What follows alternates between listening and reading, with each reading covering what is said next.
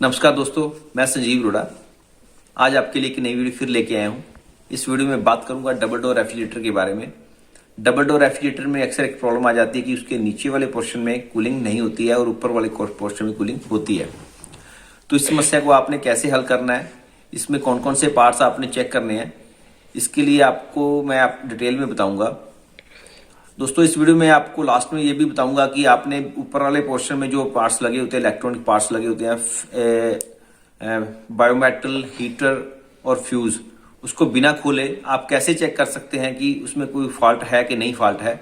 इस वीडियो में आपको वो सब बताऊंगा, तो बने रहिए मेरे साथ वीडियो के लास्ट तक। और अगर आपने मेरे चैनल सब्सक्राइब नहीं किया है तो प्लीज़ मेरे चैनल को सब्सक्राइब जरूर करें और बेल आइकन को दबाना ना भूलें। तो अब आपको बताता हूँ कि सबसे पहले आपने कौन कौन से पार्ट्स चेक करने हैं। आओ देखते हैं जी। दोस्तों, ये रेफ्रिजरेटर का ऊपर वाला पोर्शन है, इसमें यहाँ एक कवर लगा होता है, उसको निकालने के बाद पीछे से ऐसा दिखता है। ये इसमें फैन है, ये इसकी कूलिंग कॉइल है। दोस्तों, सबसे पहले आपने क्या चेक करना है, इसका फैन चेक करना है आपने। इसका फैन चलता है कि नहीं चलता है, ये आपने चेक करना है। फैन अगर नहीं चल रहा है तो उसको आप बाहर निकाल सकते हैं।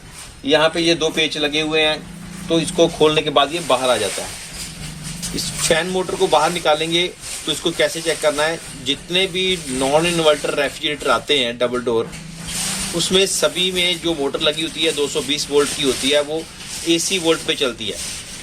आप उसको डायरेक्ट करंट दे सकते हैं 220 वोल्ट।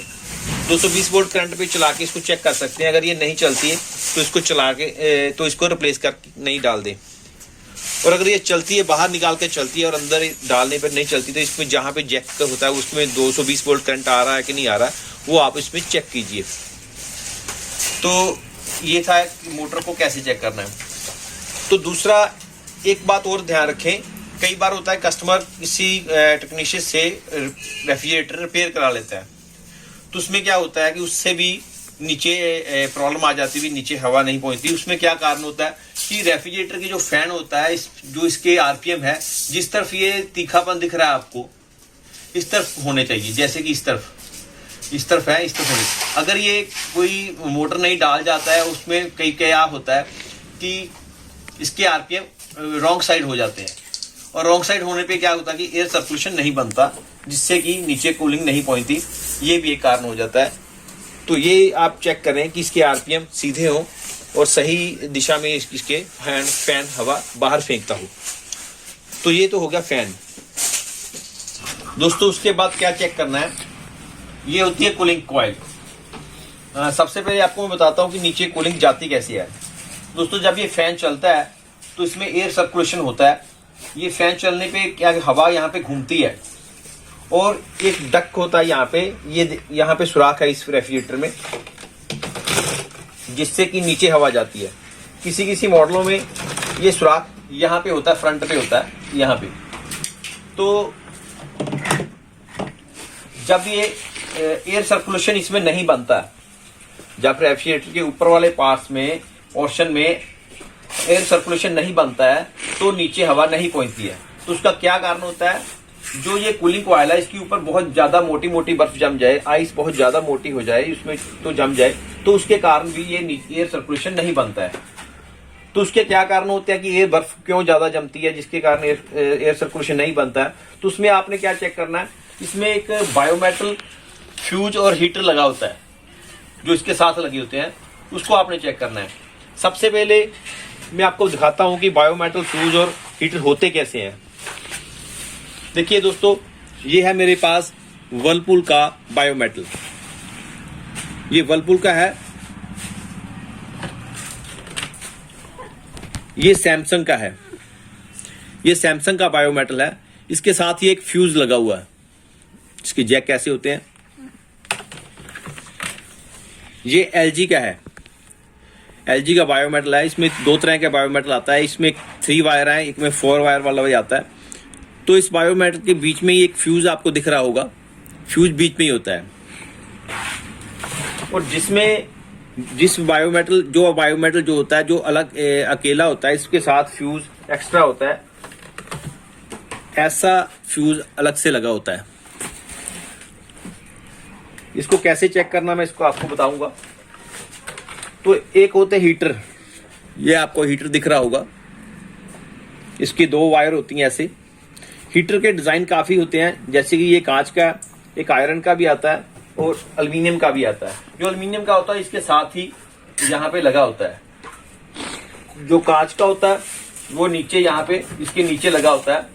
आप फ्रीजर को, जो कूलिंग कॉइल को जहाँ से 2 नट खोलेंगे तो उसको थोड़ा सा धीरे से ऊपर उठाएंगे तो नीचे से आपको ये दिख जाएगा।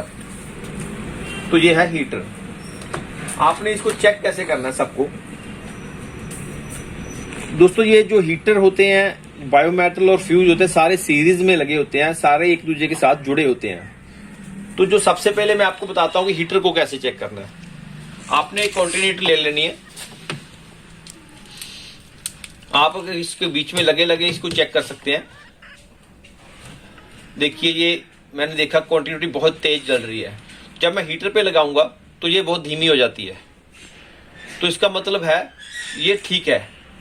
अगर ये डायरेक्ट जोड़ता हूं तो देखिए काफी तेज है, और जो हीटर में चलाता हूं तो काफी धीमा हो जाता है बल्ब। तो इससे पता लगता है कि आपका हीटर ठीक है। आप इस तरह हीटर को चेक कर सकते हैं, और अगर ये खराब हो तो इसको रिप्लेस कर दीजिए। दूसरा आता है फ्यूज। इस फ्यूज को कैसे चेक करना है, इसको भी आप कंटिन्यूटी से चेक कर सकते हैं। ये तेज में बल्ब बहुत तेज चलता है, इसमें ये डायरेक्ट ऐसे ही होता है। अगर ये कंटिन्यूटी ना बोले तो ये भी खराब है, तो आपको इसको ऐसे ही चेक करना। अगर ये खराब है तो इसको भी रिप्लेस कीजिए। उसके बाद आ जाता है बायोमेटल। कोई भी बायोमेटल ले लीजिए, आप किसी भी कंपनी का दूसरी कंपनी को लगा सकते हैं। बायोमेटल का सभी का एक ही काम होता है दोस्तों। ये काम कैसे करता है आपको मैं ये बताता हूं।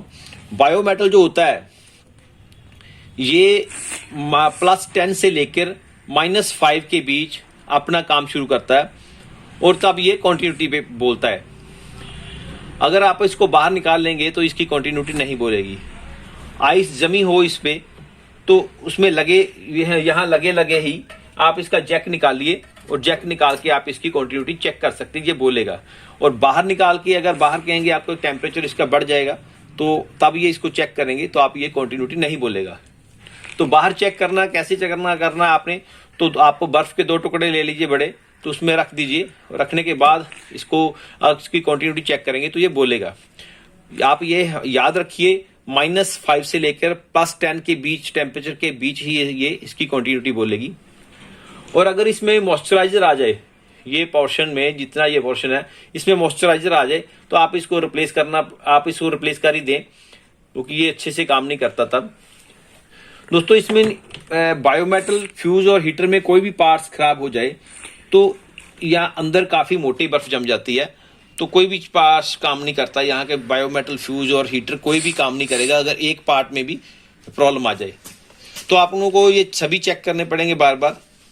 तो अगर इनमें कोई प्रॉब्लम आ जाए तो यहाँ पे बहुत ज्यादा मोटी बर्फ जम जाती है, जिसके कारण क्या होता है कि जो हवा होती है घूमती नहीं है। इसमें जो आगे कवर लगा होता है तो हवा यहाँ से आगे हवा फेंकता है, और नीचे से होती हुई इसको टच करते हुए इसके पीछे से निकलती हुई फैन के पीछे से होती हुई आगे फिर आ जाती है। तो इस तरह हवा सर्कुलेशन करती है, और एयर सर्कुलेशन के कारण ही जो हवा होती है, कुछ हवा इसके डक्ट से होती हुई नीचे वाले पोर्शन में पहुंच जाती है। तो इस तरह एयर सर्कुलेशन बनता है, और ये नीचे है ठंडी हवा नीचे पहुंचती है, तो नीचे कूलिंग हो जाती है। अगर नीचे कूलिंग नहीं होती तो इसका कारण यही होता है कि फैन ठीक है तो उसके बाद ये बर्फ बचती है, काफी ज्यादा इसमें आइस जम जाती है, जिसके कारण एयर सर्कुलेशन नहीं बनता। तो ये कारण, इसको आप ऐसे ठीक कर सकते हैं। और दोस्तों इसके बाद जितने ये पार्ट्स लगे हुए हैं, हीटर, बायोमेटल और फ्यूज लगे हुए हैं, इन सबको ऑपरेट कौन करता है? एक टाइमर लगा होता है इसके पीछे, रेफ्रिजरेटर के पीछे। उस टाइमर से ये सारे ऑपरेट होते हैं। अगर ये सब आपके पास सब ठीक है, आपने चेक कर ली है, तो आप उसको टाइमर को चेक करेंगे। टाइमर तो खराब नहीं है, ये चेक उसको कैसे चेक करना आपको बताता हूं। दोस्तों मैंने इस वीडियो में बताया था आपको कि अगर इन पार्ट्स को खोले बिना, हीटर, बायोमेटल, फ्यूज को यहां से खोले बिना आपको इसको कैसे चेक कर सकते हैं इसमें खराबी है कि नहीं है, तो वो मैं आपको बताता हूं। इसको आपको मैं वीडियो के लास्ट में बताऊंगा, तो बने रहिए मेरे साथ वीडियो को लास्ट तक। दोस्तों एक बात का और ध्यान रखिए, इसमें एक थर्मोस्टेट लगा होता है यहाँ पे। ये थर्मोस्टेट है, आपने इसको सर्दियों में 1 या 1 से कम सेट पे करना है, और अगर जैसे जैसे गर्मियां आती जाती हैं उसमें बढ़ाते जाएं, और फुल गर्मियों में आप इसको फुल पे कर दे। 3 पे है या वहाँ पे 1 2 3 लिखा है, या नॉर्मल मीडियम या हाई लिखा है, वहाँ पे जैसे भी लिखा है तो आप इसको फुल कर दे। तो इस बात का भी आपने ध्यान रखना है, क्योंकि सर्दियों में मॉइस्चराइजर बहुत ज़्यादा हो जाता है हवा में, तो उस हिसाब से उसके बर्फ़ ज़्यादा जमती है, इसका भी ध्यान रखें आप। तो आपको सर्दियों में इसको 1 पे ही रख, या इससे भी कम रखें। तो आप उसको वीडियो में आपको बताता हूँ कि टाइमर कैसे चेक करना है। दोस्तों ये रेफ्रिजरेटर का बैक साइड है, ये कंप्रेसर लगा हुआ है, तो एक साइड पे ये देखती है ये टाइमर लगा है, यहाँ पे नट लगा हुआ, उसको खोल के इसको बाहर निकाल लीजिए। तो टाइमर ये है, ये वीडियोकॉन का मॉडल है। मेरे पास एक सैमसंग का टाइमर है। दोस्तों ये 2 तरीकों से काम करता है। जैसे कि इसके 2 साइकिल होते हैं, एक तो होता है कूलिंग मोड और दूसरा होता है डीफ्रॉस्ट मोड। जब ये कूलिंग मोड पे काम करता है तो तब कंप्रेसर और अंदर फैन ऑन होता है, और जब ये डीफ्रॉस्ट मोड पे आता है, कूलिंग मोड बंद हो जाता है, तो जब ये डीफ्रॉस्ट मोड पे आता है तो तब ये हीटर को करंट देता है। हीटर को मैंने बताया, हीटर बायोमेटल और फ्यूज सीरीज में लगे होते हैं, तो वो वहां से हीटर को करंट मिलता है। तो जब अंदर टेम्परेचर माइनस में होगा तब ही बायोमेटल ऑन होगा और तब ही हीटर को करंट मिलेगा। अगर अंदर माइनस में टेम्परेचर नहीं होगा तो क्या होता है कि बायोमेटल ऑन नहीं होता, तो हीटर को करंट नहीं मिलता। चाहे ये डीफ्रॉस्ट मोड पे आ भी जाए तो अंदर हीटर को करंट नहीं मिलता। तो पहले तो ये समझते हैं कि ये कूलिंग मोड पे कितने टाइम चलता है और डीफ्रॉस्ट मोड पे कितने टाइम चलता है। कूलिंग मोड पे जितनी भी रेफ्रिजरेटर कंपनी मार्केट में आती हैं, कंपनियां आती हैं, सभी का अलग अलग टाइम होता है। जो कूलिंग टाइम होता है सभी का, जैसे कि सैमसंग का 6.25 घंटे, वर्लपूल का 8 घंटे, नेरबोट LG का 8 घंटे, 8.5 घंटे, ऐसे सभी का अलग अलग होता है। तो जितना भी होता है उतना कूलिंग, जब ये कूलिंग मोड पे होता है तब ये कंप्रेसर और फैन ऑन होता है। तो जब ये डीफ्रॉस्ट मोड पे आता है तो तब ये तकरीबन 10 से 12 मिनट तक डीफ्रॉस्ट मोड पे रहता है। उस दरमियान क्या होता है कि हीटर ऑन रहता है, हीटर को करंट मिलता है। उसके बाद 10-12 मिनट बाद जितना भी टाइम डीफ्रॉस्ट का होगा, उसके बाद ये अपने आप ही द्वारा कूलिंग मोड पे फिर आ जाता है, जिससे कि रेफ्रिजरेटर फिर द्वारा ऑन हो जाता है, कंप्रेसर फिर द्वारा ऑन हो जाता है। दोस्तों अब इसको चेक कैसे करना कि ये सही है कि नहीं सही है, तो क्या करें, इसके ऊपर एक निशानी लगा लें। ये है इसकी नोब, इसके ऊपर और इसकी बॉडी के ऊपर एक निशानी लगा लें, सीधा रख लें। तो उससे क्या होता, इसको जब कूलिंग मोड पे होगा तो कंप्रेसर ऑन होगा तो ये चलता होगा। तो इसमें इसको देखें, 10 मिनट तक देखते रहिए। ये नोब थोड़ी आगे आ जाएगी, जो निशानी आपने लगाते हैं उससे थोड़ी घूम जाती है, ये थोड़ी घूमेगी तो थोड़ा निशान आगे आ जाएगा। इससे पता चलता है कि ये चल रहा है, ये ठीक है। तो इसको पकड़ के रखेंगे तो ये वाइब्रेट भी थोड़ा करता है, तो बहुत हल्की सी वाइब्रेट होती है इसमें, तो इससे पता लग जाता है कि ये सही है। तो कई बार क्या होता है कि ये खराब कैसे पता लगता है, तो ये नोब हिलती नहीं है, 10 मिनट बाद भी या 15 मिनट बाद भी ये नोब घूमती नहीं है। तो घूमेगी नहीं तो इसका क्या होता है कि ये अटक जाता है यहीं पे, तो कूलिंग मोड पे रहता है, डीफ्रॉस्ट मोड पे जाता ही नहीं, जिससे कि क्या होता है अंदर बहुत ज्यादा बर्फ जम जाती है, तो एयर सर्कुलेशन नहीं होता है। एयर सर्कुलेशन नहीं अंदर होगा तो घूमेगी, हवा नहीं घूमेगी तो नीचे हवा नहीं जाएगी। तो इसके कारण इसको रिप्लेस करना, अगर इसको रिप्लेस कर सकते हैं आप, उस कारण इसको रिप्लेस करना पड़ता है। दोस्तों अगर इसके बारे में और जानकारी चाहिए आपको तो मेरी इसके ऊपर वीडियो बनी हुई है, डीफ्रॉस्ट के टाइमर के ऊपर वीडियो बनी हुई, इसको कैसे इसकी डिटेल और भी सारी डिटेल उसमें दी हुई है। तो किसी भी कंपनी का किसी की और कंपनी को आप टाइमर लगा सकते हैं, इससे ये नहीं होता कि इसमें यही लगना चाहिए, आप बदल के लगा सकते हैं। दोस्तों मैंने वीडियो में स्टार्ट में आपको बताया था कि आपने कैसे चेक करना है कि आपने अंदर खोले बिना, जो अंदर फैन के पास जो कवर लगा हुआ है उसको खोले बिना आप कैसे चेक कर सकते हैं कि अंदर जो बायोमेटल फ्यूज और हीटर लगा हुआ है उसको आप कैसे चेक कर सकते हैं। तो मैं आपको बताता हूं कि कैसे चेक करना है। दोस्तों ये जो टाइमर है इसके ऊपर ये नोब लगी हुई है, आपने चेक करना पहले कि जब ये कूलिंग मोड पे होगा, टाइमर होगा, तो तब ये कंप्रेसर और फैन ऑन होता है। तो इसके एम्पेयर चेक कीजिए, किलोमीटर लगा के रख लीजिए। एम्पेयर कितने होंगे, 0.8 0.9 इतने के नियर अबाउट होते हैं डबल डोर के। तो क्या करें, इसको कूलिंग मोड पे एम्पेयर चेक करके आप इसको धीरे धीरे जिस तरफ ये घूमता है उस तरफ घुमाते हुए बहुत धीरे धीरे डिफ्रॉस्ट मोड पे लेके आए। और जब ये जैसे कि ये देखिए जैसे आवाज आई थी तो वहीं पे मैंने रोक दिया इसको, तो ये डिफ्रॉस्ट मोड पे आ गया। तब ये कूलिंग मोड खत्म हो जाता है, कंप्रेसर बंद हो जाता है, अंदर फैन बंद हो जाता है। तो तब ये क्या डिफ्रॉस्ट मोड पे मैंने आपको बताया था कि अंदर हीटर को करंट मिलना शुरू हो जाता है। तो हीटर के आप एम्पेयर चेक कीजिए। एम्पेयर हीटर के होते हैं 0.3 से लेकर 0.5 के नियर अबाउट। अगर एम्पेयर आ जाएं 0.3 से लेकर 0.5 के नियर अबाउट आ जाएं तो इसका मतलब है कि अंदर हीटर को करंट मिलना शुरू हो गया, हीटर स्टार्ट हो गया है, गर्म होना शुरू हो गया है। तो ये कब होता है? जब बहुत ज्यादा अंदर बर्फ जमी होती है। तो बर्फ ज्यादा जमी होती है तो उसी कारण नीचे कूलिंग नहीं पहुंचती है। तो अंदर ज्यादा बर्फ जमी होने के कारण ही आपका बायोमेटल ऑन रहता है, क्योंकि वहां माइनस में टेम्परेचर आ जाता है।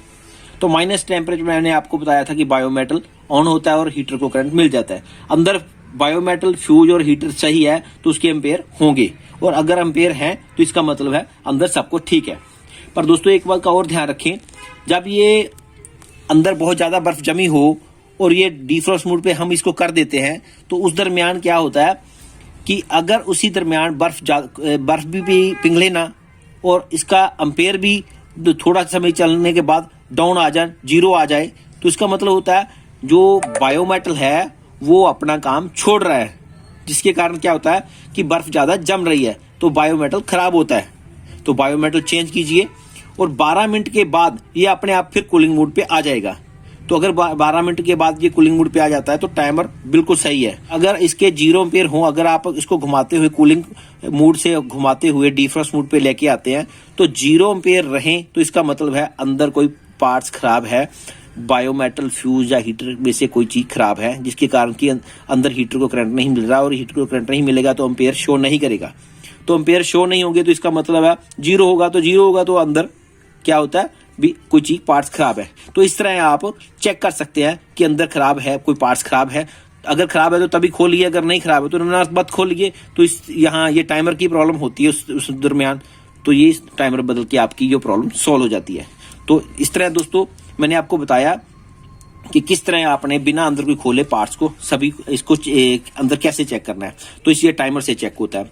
तो दोस्तों ये वीडियो आपको कैसी लगी ये मुझे कमेंट करके जरूर बताएं, और अगर आपको कोई इसके बारे में जानकारी चाहिए तो मुझे कमेंट करके बताएं। अगर आपने कोई किसी और टॉपिक पे वीडियो आप मुझे कहते हैं बनाने को, वो मैं बना दूंगा, तो मुझे कमेंट करके जरूर बताएं। Thank you for watching. Thank you.